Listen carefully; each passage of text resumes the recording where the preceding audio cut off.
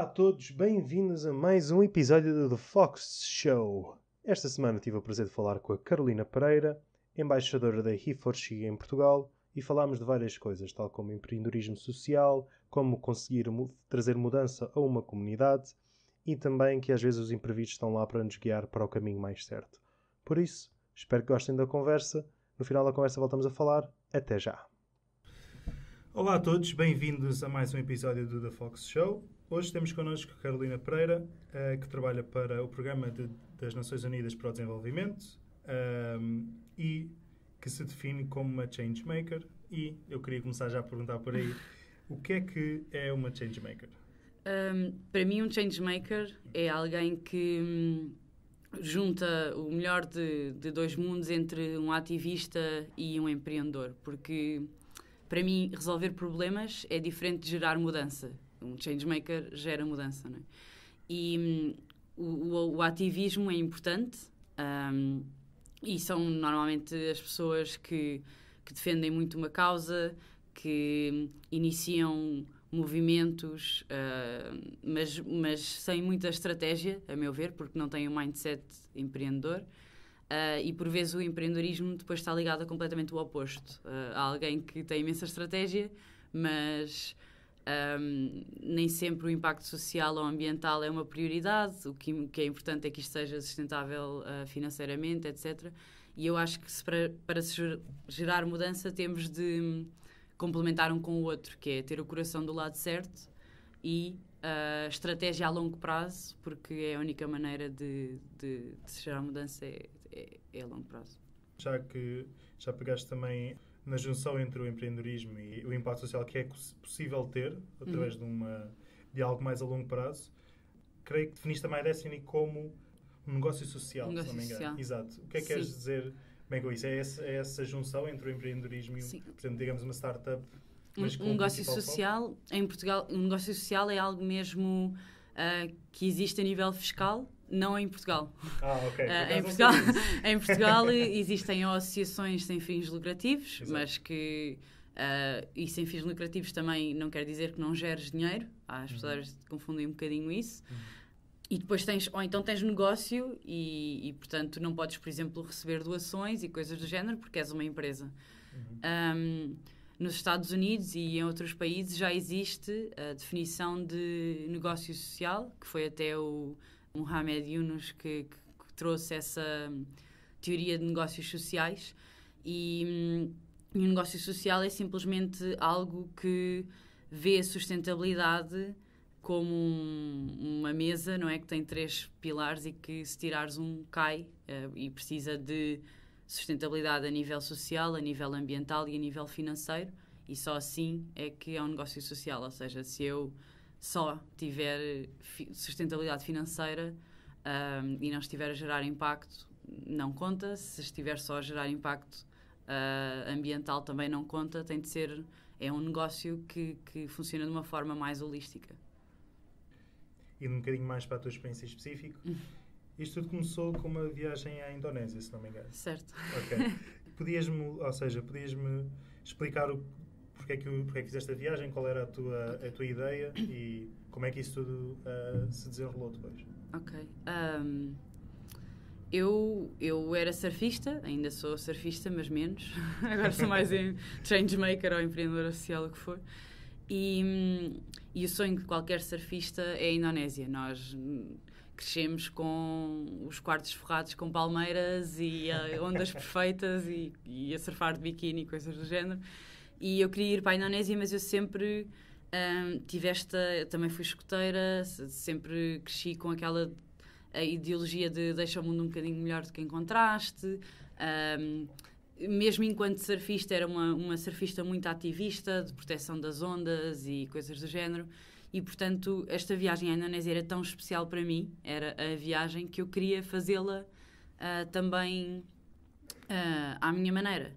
E eu queria ter impacto positivo durante a viagem, aliás, antes, durante e depois da viagem. Esse era assim o conceito, que se eu puder gerar impacto à volta da minha viagem à Indonésia, que era tão importante para mim, ótimo. E pronto, e foi assim que surgiu. Eu comecei a desenhar e criei um projeto chamado My Destiny, que no início era só essa viagem, era simplesmente um blog e uma curta-metragem onde eu ia documentar toda essa aventura, e foi assim que surgiu, no fundo. Ok, então, já que mencionaste, o que é o My Destiny? Se conseguisse explicar também. Consigo. O My Destiny nós acreditamos que todo o surfista pode ser um changemaker. E, portanto, a nossa missão é mudar o mundo através do surf. Nós acreditamos que o surf e os valores do surf, como o respeito, a partilha, a criatividade, a persistência, são, no fundo, aquilo que define um changemaker. E, portanto, o que nós fazemos temos programas educacionais de surf. Nós funcionamos muito numa lógica de franchise, apesar de eu não gostar lá muito da palavra, em que abrimos capítulos locais, local chapters, que são escolas My Destiny, e neste momento estamos em 5 países, na Indonésia, em Portugal, na Índia, no Panamá, no Brasil. Pronto. E temos esses local chapters que depois são geridos pelos que nós chamamos os local captains, que no fundo implementam toda uma metodologia que nós desenhamos do My Destiny, que conjuga tu não só, ao mesmo tempo que evoluís enquanto surfista, evoluís também como agente de mudança, como changemaker. E a tua avaliação é feita nos dois, no fundo. Ganhas pontos porque aprendeste uma manobra, mas também ganhas pontos porque demonstras que aprendeste certas competências ou porque fizeste mesmo ações que já estão planeadas e estão desenhadas por nós, que demonstram que estás a desenvolver-te enquanto cidadão em certas áreas. E como é que isso em específico, também quando ouvi falar, fiquei curioso, e como é que em específico, por exemplo, o My Destiny tem impacto nas comunidades locais em que está a ser implementado, ou em que os surfistas participam? Isto funciona como se fosse uma escola de surf. Portanto, nós estamos a trabalhar com os miúdos locais. E depois nós temos sempre, isto depende da evolução do miúdo, de X em X tempo, uma coisa que nós chamamos os give-backs, que é quando aquilo que está a ser feito ali numa pequena comunidade na escola, está a ser trabalhado com os miúdos durante o ano inteiro, se abre à comunidade. E há certos desafios ou challenges que eles têm de fazer com a comunidade. E só ganham pontos ou só passam para o nível seguinte quando fazem esses desafios. Ok, acho que é muito interessante a ideia também de juntar uma prática como o surf também a ter impacto social. E, se não me engano, mais tarde, tal como disseste, a My Destiny foi para outros países, inclusive para a Índia. E como é que foi? Primeiro, como é que cresceu assim o My Destiny? Como é que chegou a outros países e como é que foi esse desafio também para ti? Porque se começou apenas numa ideia de ok, vais fazer como se fosse uma curta-metragem ou um blog, era só. E de repente, afinal, já estamos em vários países. Como é que foi esse desafio e como é que acabou por se desenrolar até chegar à Índia? Sim, foi uma maluqueira sem estrutura nenhuma. Porque, ser honesta, não... Eu simplesmente andava a viajar e em todo o lado. Nessa altura, o My Destiny nem sequer era uma organização com estrutura e aquilo que é hoje, não é? Que, por exemplo, já não posso fazer aquilo que me dá na cabeça. Na altura podia, porque simplesmente o My Destiny tinha sido uma ideia minha, era uma marca que eu tinha, uma viagem, que estava a ganhar alguma estrutura de se tornar algo maior, de se tornar uma organização, algo com mais estratégia, com estrutura, etc. Mas nessa altura ainda tinha toda a flexibilidade do mundo para ligar às minhas colegas e amigas do My Destiny e dizer bora para a Índia daqui a um mês, porque tinha surgido uma proposta qualquer, por exemplo. E portanto, na altura, para responder à tua pergunta de como é que eu geria isso, não geria. Agora isso não estava a ser gerido de todo. Okay. Estava simplesmente a acontecer. Também era... tenho agora 24 anos, na altura tinha 22, ou o que é que uma miúda com 22 anos está a gerir o quê, não é? Pronto, e foi muito assim que a proposta na Índia surgiu. Foi eu fui convidada enquanto surfista internacional para estar presente numa coisa que se chamava India Surf Festival e para liderar um projeto que eles iam ter durante o festival chamado Girl Power. E, portanto, convidei mais 2 amigas minhas. E depois, quando estava a fazer a minha pesquisa de, ok, para que zona é que vamos, o que é que há lá e não sei o quê, também de uma maneira muito ingênua, da minha parte, para ser sincera, vi que existiam problemas sociais e eu, na altura, achava que conseguia resolver tudo. Hoje já tenho um bocadinho mais calma. Mas pronto, então foi logo... A minha resposta ao festival foi sim, vou. E quero fazer mais isto, aquilo e aquilo outro com a comunidade local. E mais por curiosidade minha, mas como é que isso... ou seja, como é que foi visto também essa tua ideia de quereres fazer um bocadinho mais... Ou seja, para além disso ao festival, quereres mudar um bocadinho, porque às vezes eu sinto que às vezes nós temos as intenções todas alinhadas de quem quer fazer diferença, mas como nós também não pertencemos à comunidade, às vezes é visto como, ok, calma lá um bocadinho. Explica-me. Não sei se é o caso. Sim, isso é uma muito boa pergunta. Porque, na verdade, a primeira coisa que aconteceu quando eu cheguei à Índia, mais concretamente ao local onde as coisas iam acontecer, etc., foi dar-se um clique na minha cabeça de que, e olhámos umas para as outras, de tudo aquilo que nós preparámos no último mês, a nível de workshops, de coisas que queríamos fazer, foi sabes quando estás a olhar para os teus colegas e toda a gente está a dizer ao mesmo tempo, esqueçam. Sim, foi um esqueçam geral mesmo. Género, não vai acontecer aquilo que estás a pensar, e não de todo. É assim, a Índia, eu considero que foi um sucesso, porque isso depois me levou a outras coisas, mas sem dúvida nenhuma que foi, e foi uma grande escola para mim, e pronto, foi aprender muito sobre o que se não deve fazer, e depois, mas pronto, e depois sem querer, sem saber ler nem escrever, como se costuma dizer, até por acaso estava a fazer algumas coisas bem feitas. Mas é importante perceber-se que eu não tinha a intenção de fazer essas coisas bem feitas, eu não sabia que as estava a fazer bem feitas, foi simplesmente aquilo que aconteceu. E eu não estava de todo preparada para aquilo que ia fazer. E isso depois também foi uma coisa que eu aprendi e costumo dizer que não é preciso estar-se preparado para começar. Porque eu não estava preparada de todo para a experiência na Índia. Na Índia também, se não me engano, foi onde também tiveste um convite por parte... Foi o teu primeiro contacto com as Nações Unidas? Se não me engano ou não? Sim, mais ou menos. Okay. Foi o que me levou a esse contacto. Eu na Índia estive a trabalhar com... Esqueci-me de referir isso. Com as raparigas de um orfanato, que era o Ashan Kiran, e na zona de Puri, que é uma zona muito, muito pobre. É mesmo... A cidade de Puri tem pobreza extrema. E a mim fez-me confusão. Lá está, uma pateta alegre de 22 anos chega à Índia e pergunta porque é que este orfanato só tem raparigas. E quando recebe a resposta de que é porque é aquilo que as famílias não querem, dá um passo um bocadinho atrás e começa a repensar as coisas e calma que tu não estás, já não estás em Portugal e tens de ter calma com isto. E também estivemos a trabalhar com mulheres que tinham sofrido ataques de ácido pelos maridos. E isso para mim foi tudo... foi intenso, não é? Porque, por exemplo, aquelas mulheres não se achavam no direito de se divertir, nem as raparigas, isso não existe, divertimento.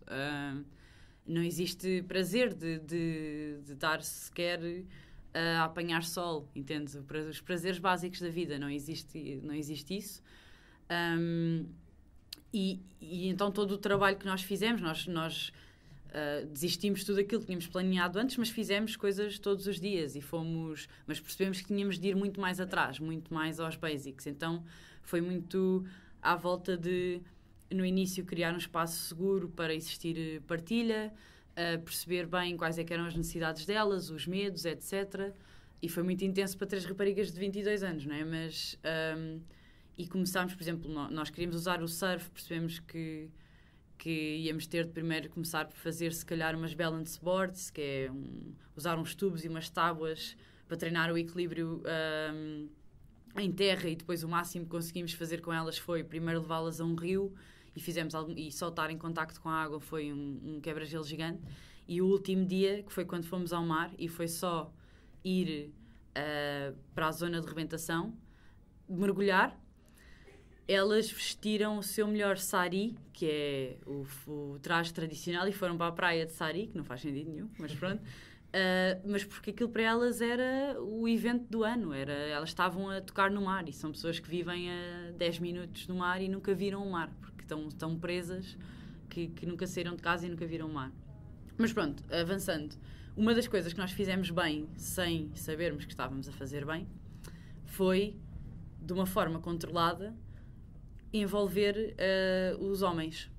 E isso foi, na altura, uau, porque ninguém estava a fazer isso. Normalmente trabalhava sempre com as mulheres à parte, porque os homens são perigosos, não é? Se os homens atacaram as mulheres é porque são perigosos.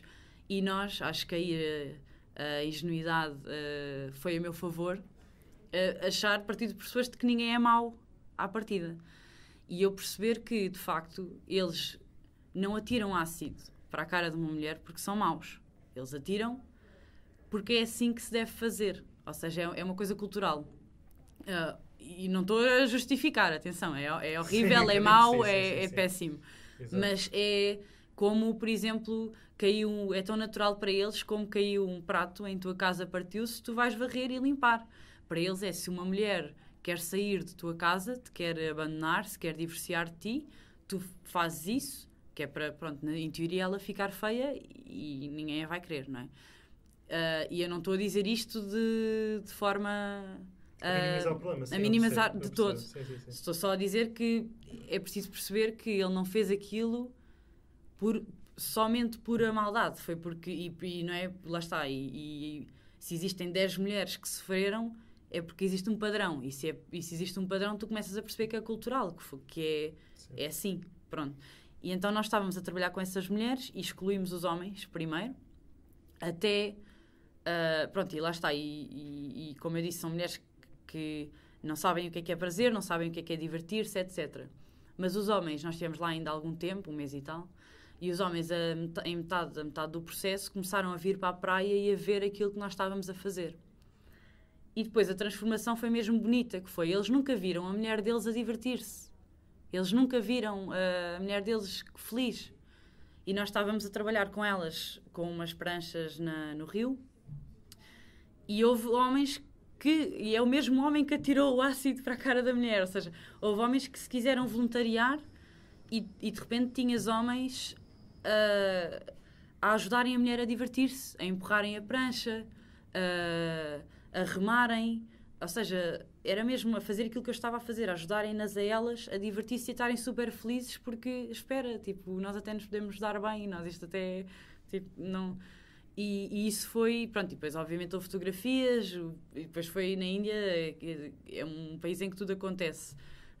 O ministro quis visitar-nos, nós começámos de repente a dar conferências e a viajar pela Índia para ir falar à televisão.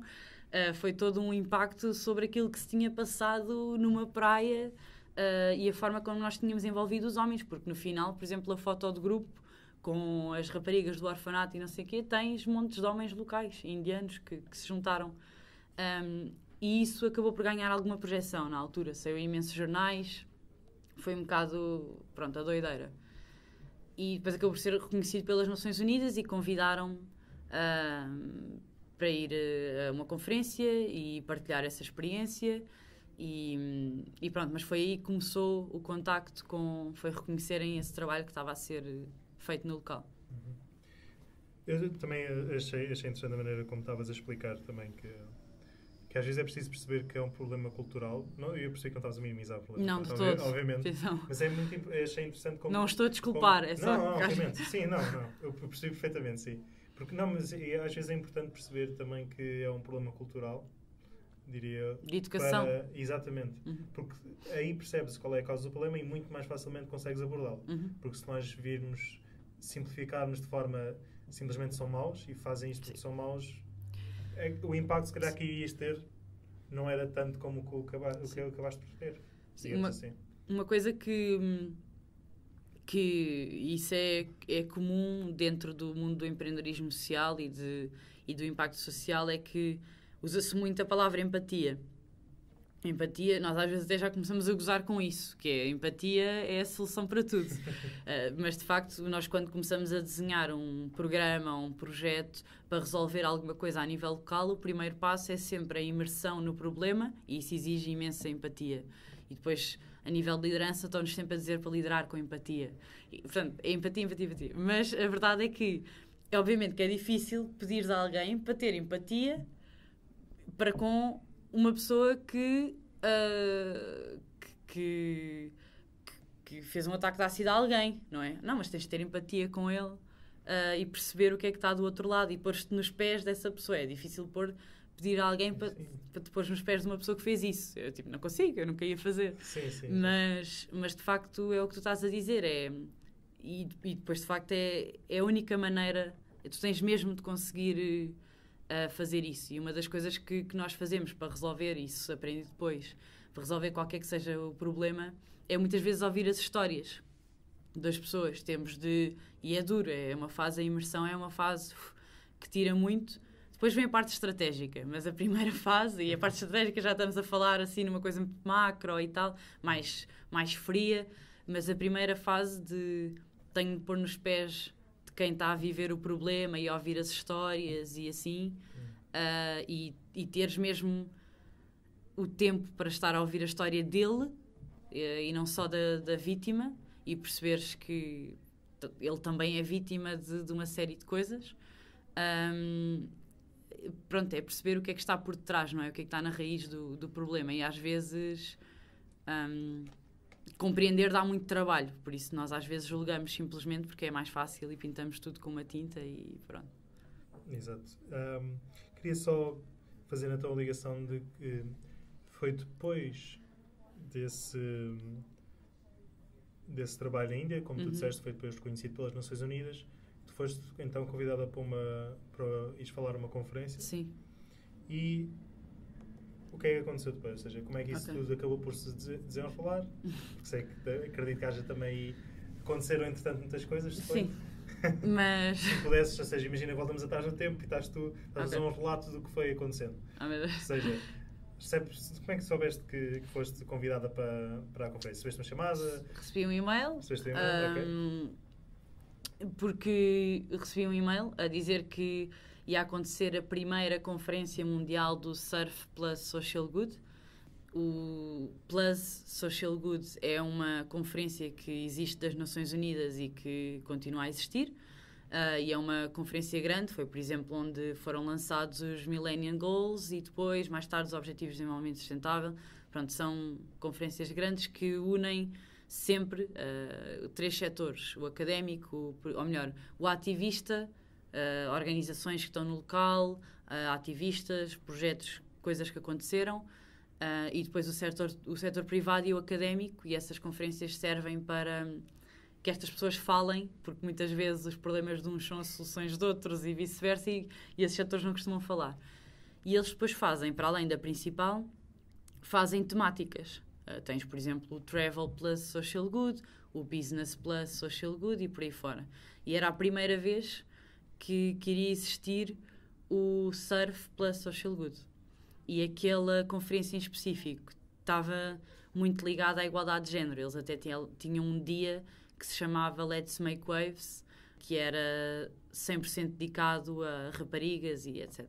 Então convidaram para ir falar como um caso de sucesso, aquilo que tinha acontecido na Índia. Por exemplo, é que depois tem piada pensar que coisas tão pequeninas que nós fizemos sem saber que estávamos a fazer bem, para eles estavam a ser wow.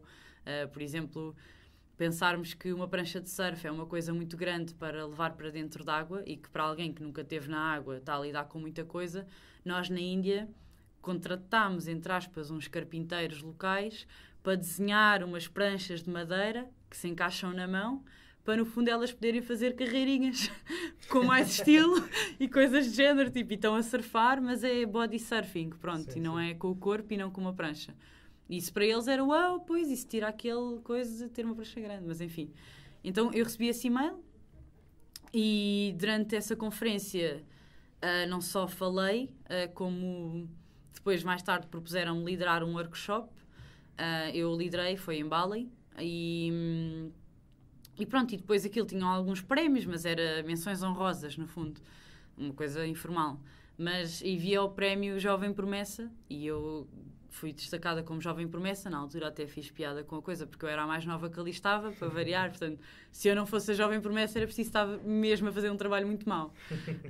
E parte desse projeto, ou melhor, parte desse prémio era ganhares uma mentora da UN Women, ONU Mulheres, que te acompanhasse durante um ano, para garantir que a Jovem Promessa não se perde, não é?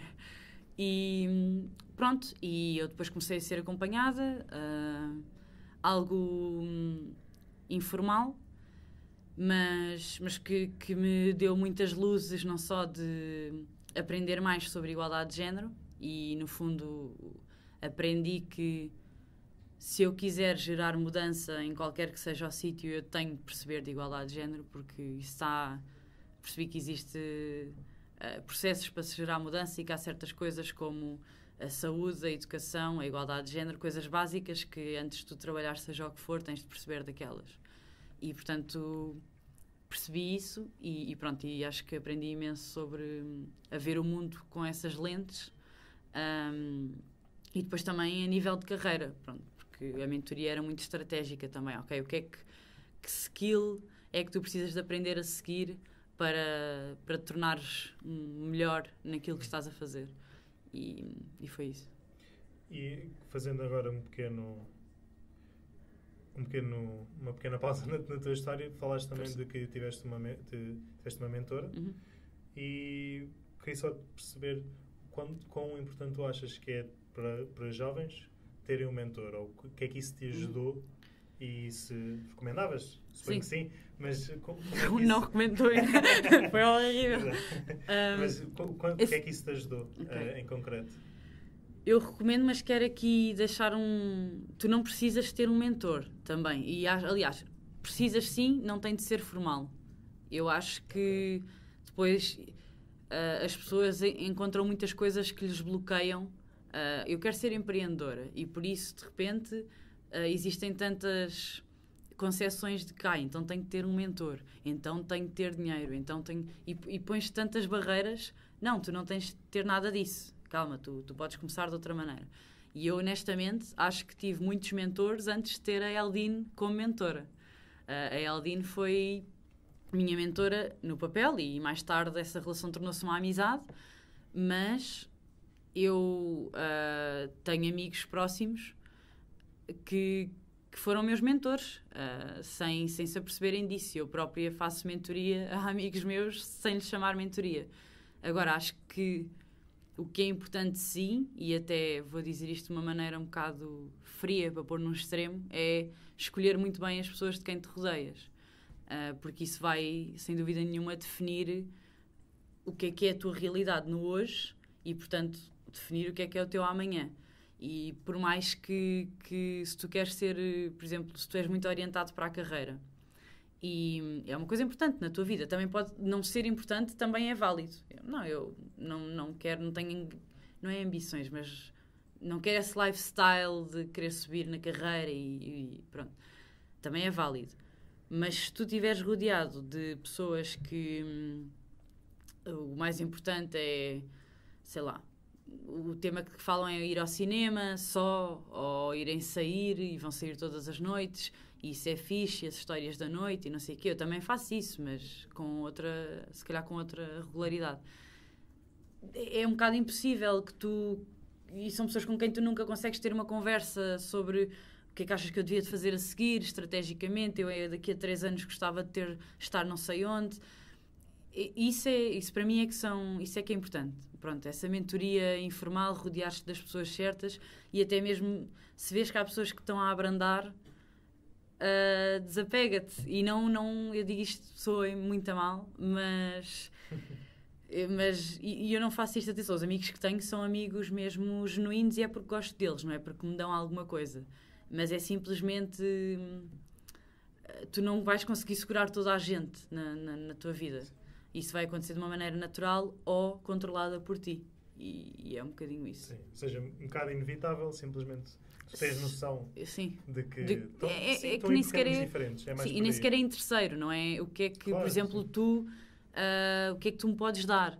É mais do género, eu tenho imenso a aprender contigo, eu quero estar mais vezes contigo. Percebes? Exato. É Sim, mais sim, nesse sim, sentido. sim. De, claramente é alguém que me tem a ensinar, seja um skill, seja como pessoa. Pá, esta pessoa é uma grande líder ou tem um coração gigante e eu quero ser mais como ela. É simplesmente rodear-te de pessoas que gostavas de ser mais como eles, não é? E inevitavelmente isso vai puxar-te a que tens de te elevar.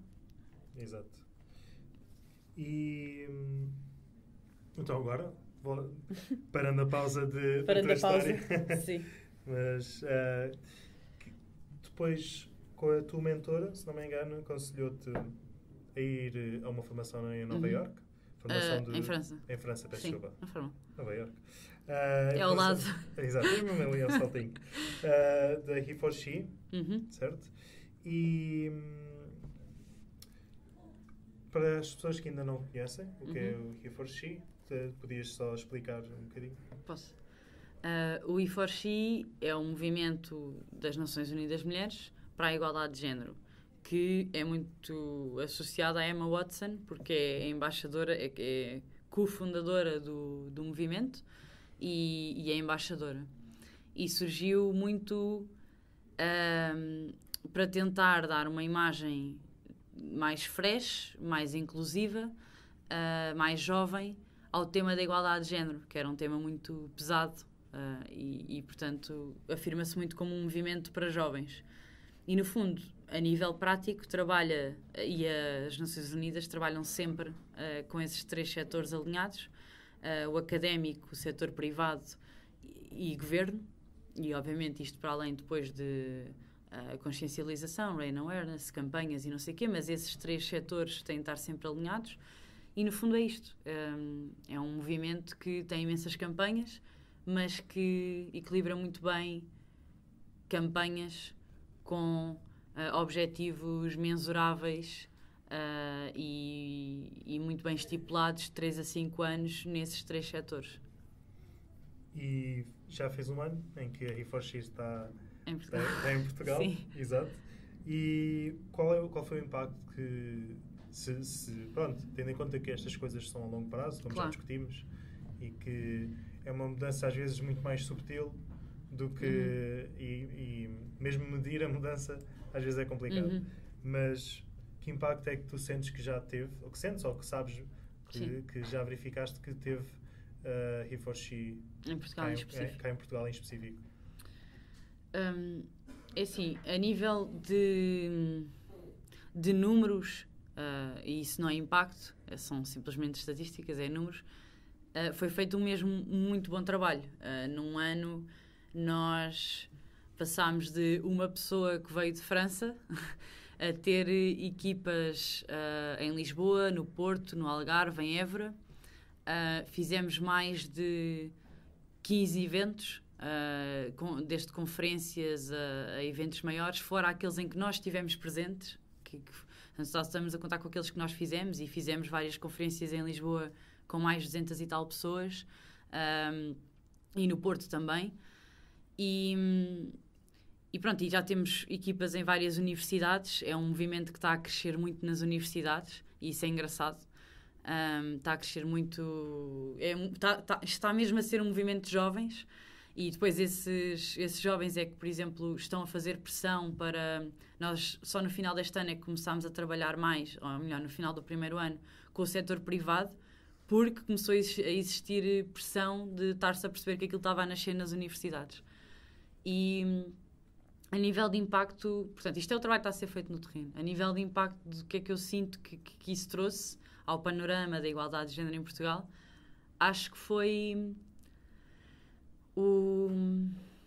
assim, o E4She é um movimento e não uma organização, e isso fez logo a diferença no início. Não há hierarquias. Eu, apesar de ter começado o movimento, não sou a fundadora, sou embaixadora, como todos os meus outros colegas embaixadores. E eu acho que o E4C veio com uma postura muito humilde e muito colaborativa de nós estamos aqui para fazer aquilo que ainda está para ser feito, aquilo que é preciso fazer. E são vocês, organizações que já têm anos a trabalhar isto em Portugal, digam-nos o que é preciso fazer. E nós percebemos que faltava existir mais colaboração, mais entre elas, que elas falassem assim. E por isso eu acho que o E4C, por exemplo, nós nos nossos painéis juntamos pessoas de montes de organizações diferentes ligadas à igualdade de género que não se sentavam muito à mesa antes. E há acho que existe mesmo uma boa vibe à volta do movimento e pessoas que se estão a juntar, e mesmo figuras públicas, etc., que entretanto se juntaram ao movimento, e portanto acho que simplesmente veio dar uma imagem fresca à igualdade de género e veio aqui unir. E nós também, há que dizer, vemos género como um espectro e não só homem e mulher, tratamos LGBTQ e etc. E portanto acho que foi isso que o E4C para já trouxe, foi o voltar a pôr a conversa em cima, o tema igualdade de género em cima da mesa, tentar fazer dele um bocadinho mais conversa de café, de uma forma mais leve, não menos preocupada, mas mais fresca, acho eu. Sim, e também acaba por se calhar ter um bocadinho mais impacto, digo eu, nesse sentido. Estar a falar diretamente de isto é um problema, temos que resolver. Sim, de uma forma pesada, não é? Exatamente, sim. Sim, nós também escolhemos, isso também faz parte depois, é entrar muito ao pormenor, mas a narrativa do E4C, nós, por exemplo, nós nunca, nós focamos sempre nas soluções. Faz parte de quando nós formamos as equipas locais e existe uma narrativa E4C, existe uma postura E4C perante as coisas, não é? E uma das coisas é, nós nunca... Se nós apresentamos um problema, temos de apresentar soluções. Porque, por norma, e eu notava isso em alguns painéis, aquilo era deprimente. Tu tinhas 5 pessoas a falar de problemas e era só apontar coisas. Isto está mal e não se faz isto e não sei o quê. Tipo, isto é horrível e ele bate na mulher e as estatísticas não sei o quê e a comunidade gay é discriminada e montes de coisas. E depois uma pessoa saía dali um bocadinho... ok, eu já percebi que há um problema, Exato, sim, mas vou para casa mesmo triste, credo. Pronto. E nós, por norma, é um bocadinho... Às vezes nem sequer damos assim uma chega de... Bora lá provar que isto é um problema real, só para também não achar que estamos aqui a fazer isto porque ajudaremos a estar a falar disto. Mas muito... O que é que está a ser feito, o que é que falta fazer? É sempre nessa lógica. E tentar sempre sair dali com alguns insights do tipo, muito, lá está, se calhar porque fui eu que comecei, muito lá empreendedorismo. O que é que tu podes fazer segunda-feira de manhã às 9 em relação a isto? Estás a ver? Exato. Mas ajuda-me a ter uma abordagem mais prática também. Sim, e eu acho que as pessoas também estarem mais concentradas nas soluções é diferente. Exato. É diferente. E quando estávamos a falar antes, tu disseste uma frase que eu gravei e queria te perguntar. Gravaste literalmente ou gravaste? Literalmente gravei para ter certeza que isso bem, mas tu disseste que a igualdade de género não é um fim em si mesmo, mas um meio para um fim maior. E se me desse explicar melhor. Quem é que disse isso? Porque eu não tenho a certeza se percebi o que é que queres dizer com isto. E achei muito interessante a frase. Mas sim. Ok. Isso é assim, achaste interessante, mas também pode ser aquelas frases que não fazem sentido nenhum e que soam só bem. Estás a ver? Soam só bem. É assim, eu acho que a igualdade de género é um direito humano, mas eu não a trabalho porque é um fim em si mesmo, no sentido de... não só porque é the right thing to do. Ou seja, eu não trabalho igualdade de género só porque os homens deveriam de ter os mesmos direitos que as mulheres, ou as mulheres deveriam ter os mesmos direitos que os homens. Pronto. E that's it. Tipo, ponto final, estás a ver? Eu trabalho também porque isso é de facto uma solução para muitos outros problemas, porque no fundo o mundo está a andar a meio gás. E isto, se calhar em Portugal não é tão gritante, ou melhor, não é tão visível, porque, por exemplo, lá está um ataque de ácido na Índia, tu consegues claramente ver que existe um problema, não é? Enquanto que em Portugal às vezes é um bocadinho mais disfarçado essas desigualdades. No fundo, existe grande parte da população que não está a explorar esse potencial humano. Ou seja, as mulheres, na verdade, são as que estão muito mais ligadas à agricultura e ao mundo rural e têm um papel fundamental para resolver as questões das alterações climáticas. São a população que não tem acesso à educação e, portanto, estás a andar com metade de uma população que não tem... Imagina só, não é? Se pudesses potenciar outro mundo igual a este, mas bem... E são, por norma, aquelas que são primeiro afetadas quando com desastres naturais ou refugiados, etc., porque têm muito mais problemas de saúde, ligados à saúde e ao bem-estar, exatamente porque não têm acesso às mesmas coisas. Ou seja, são as primeiras a sentir o problema, mas são também as primeiras a ter nas mãos delas a solução para o resolver.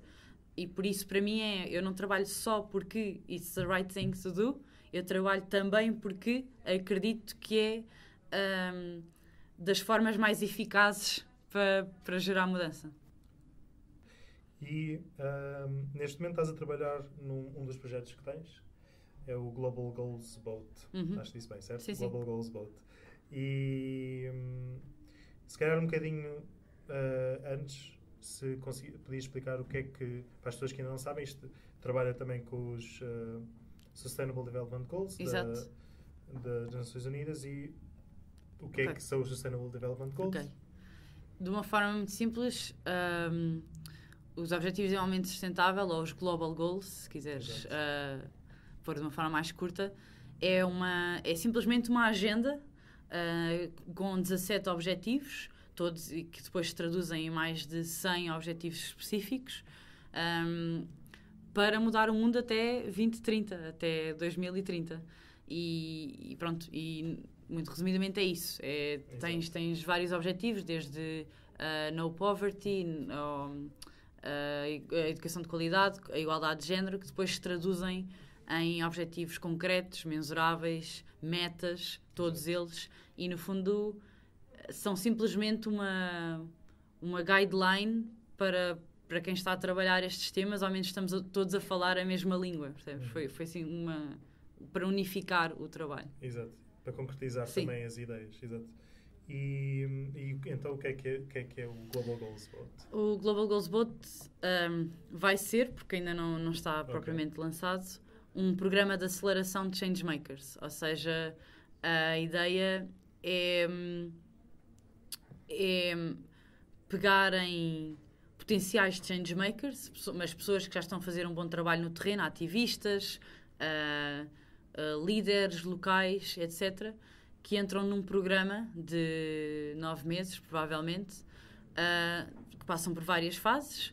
Uma delas é uma viagem num barco, que é assim um momento alto do programa. Mas o programa tem muito mais do que isso, tem mentoria depois, tem formação antes, etc.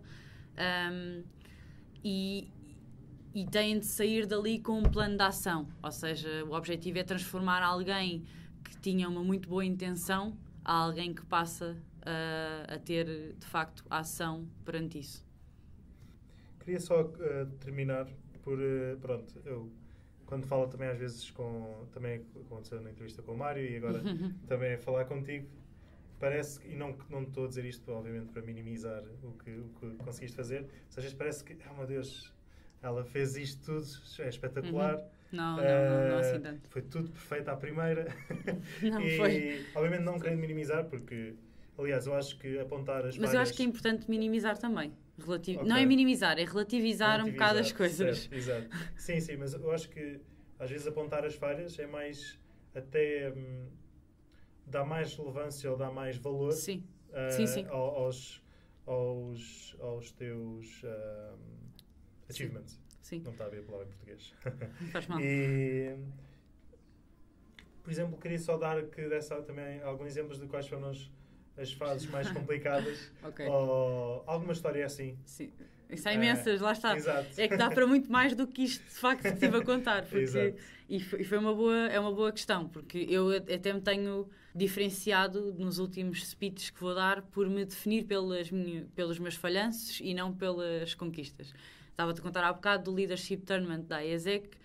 Esse speech era de 30 minutos e eu gastei 5 para resumir toda esta nossa conversa de 1 hora.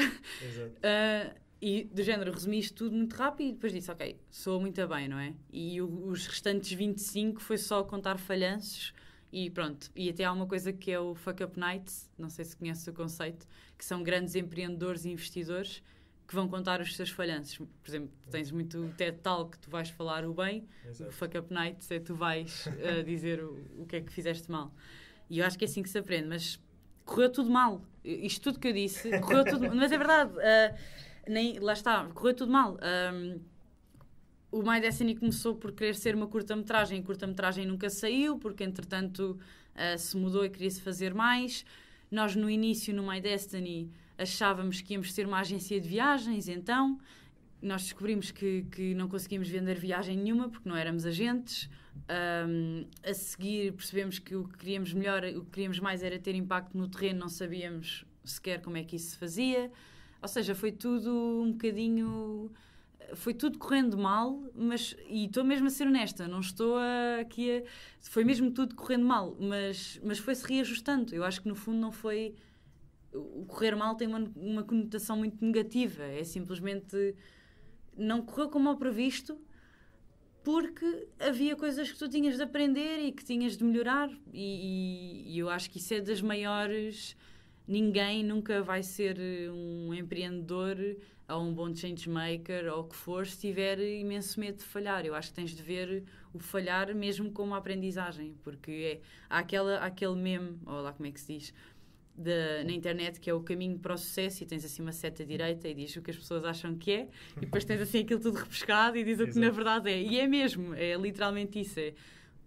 Como a minha mentora costumava dizer que todo o sucesso do dia para a noite, aquele gajo ou aquela rapariga que se tornou muito famoso porque uau, e parece que foi dormir às 9 da noite e acordou às 8 da manhã do dia seguinte, uau, tem 10 anos para trás de experiência. Tu, se fores bem a vasculhar, aquela pessoa já andava a fazer aquilo há anos, já andava a falar há anos em pequenos eventos, o que for, e é muito isso. Muito obrigado, Carolina. Obrigada eu. Foi uma excelente forma também de acabar. Aproveitem as vossas falhas, às vezes estão-vos a indicar qualquer coisa que devem ir. E muito obrigado por teres participado. Obrigada eu. Até uma próxima.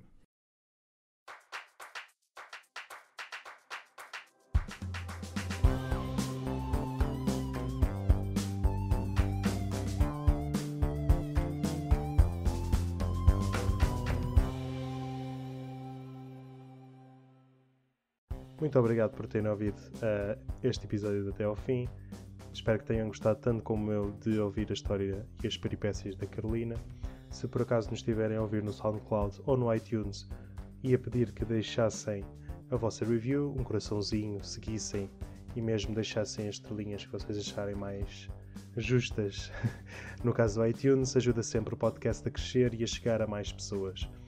Também vos ia pedir para seguirem as redes sociais do Fox Show Podcast. Basta pesquisarem por Fox Show Podcast e vão encontrar no Facebook, Twitter e Instagram.